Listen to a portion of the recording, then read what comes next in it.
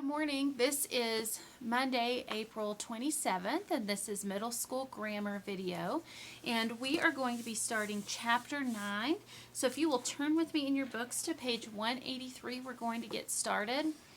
So I'm seeing that maybe we had some struggles on the last chapter.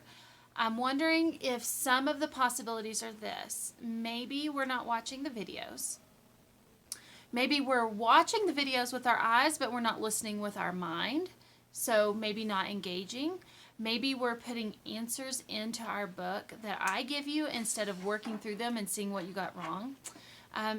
Because it's interesting to me that our test grades weren't very good, but I had 0 questions throughout the whole chapter from any students. So if there is a lack of understanding, then I need to be hearing from you so that I can help you the best that I can. Okay, so let's refocus as we get into this chapter. Let's work really hard to listen and to pay attention, to ask questions.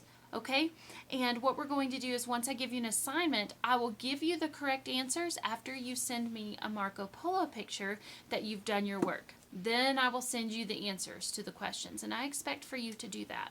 Okay? All right. So on page 183, we're going to be discussing subject-verb agreement.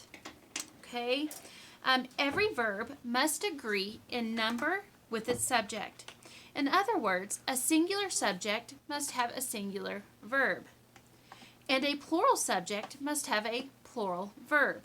When the subject and the verb match in number, we say that they agree. And I like to agree with people, and you like to agree, and we like to be in agreement. So we want our subjects and our verbs to be in agreement. So let's just listen to a singular. The boy practices basketball every day. He practices basketball every day. So our subject in the first sentence is boy. What is being said about boy? Boy practices. Now notice that practices has an S. So just because they agree doesn't mean that one has an S and one doesn't. We wouldn't say the boy practice basketball every day. We want it to agree by saying practices. Look at plural. The boys practice. We wouldn't say the boys practices basketball. That wouldn't make sense. It wouldn't agree. The good thing about these is most of the time we can hear what it should say. So notice that the verb form their plurals differently from nouns. A noun usually forms a plural by adding S or ES. One boy, two boys. A verb, however, usually forms a plural by dropping the S. So a plural verb does not have an S. It actually kind of does the opposite if you noticed. Okay, let's look at that chart that's on page 183, the maroon. Okay, we have a singular row and we have a plural row. For present, the boy practices every day. Plural, the boys practice every day. Past tense, the boy practiced every day. Plural, the boys practiced every day. Notice that the verb was the same for those.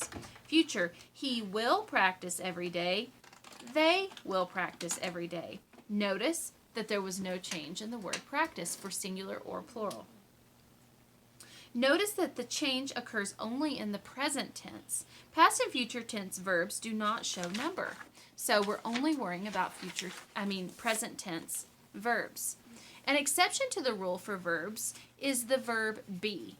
The verb be is different from other verbs. To make be agree in number with the subject, you must know its forms. Okay, so think about Latin. Am, is, are, was, were, be, being, been. Okay, we've also learned that in our Shirley Grammar Chants. Am, is, are, was, were, be, being, been. Those are all forms of the be verb. Okay, and you're familiar with that from Latin. So if we have present tense, we have a past tense, we have singular and plural. So I'm going to read through that chart. Am, are, was, were. Those are for first person. Second person, are, were. Third person is, are, was, were. So let's look down below.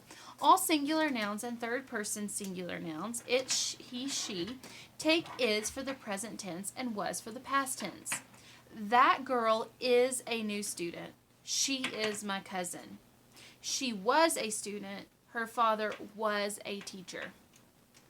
All plural. Let's look down at the plural nouns for present. The neighbors are here. We wouldn't say the neighbors is here. We would say the neighbors are here.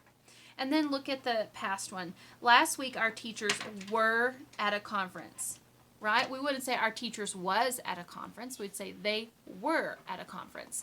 So if we listen carefully, we can actually listen to what sounds correct. Okay? Listen to the first person singular.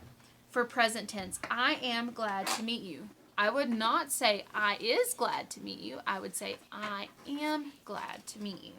And past tense, I was happy to hear you sing. I would not say I were happy to hear you sing. I was happy to hear you sing. So our subject and our verb have to agree in number, plural and singular. Look at 9-1 on page 185. Label the subject S. Underline the verb form that agrees with the subject. So Ruth's story, blank a Bible story that ends happily. Who or what is the sentence about? Now the sentence is not about Ruth, it's about story. So we write an S above story. Now, which verb is correct? Ruth's story is a Bible story that ends happily, or Ruth's story are a Bible story that ends happily? I hope you can hear that it's the word is. So you would underline the word is. So we're writing an S above the subject and we're underlining the verb. Let's do number 2 together. Ruth decides that she will remain with her mother-in-law, Naomi. Who or what is the sentence about? The sentence is about Ruth. S for subject. What is being said about Ruth? Ruth decides. Right? So you would underline the word decides. Okay? Look, if you turn your page to 9-2, you will see you're doing the exact same thing. So finish 9-1 and 9-2.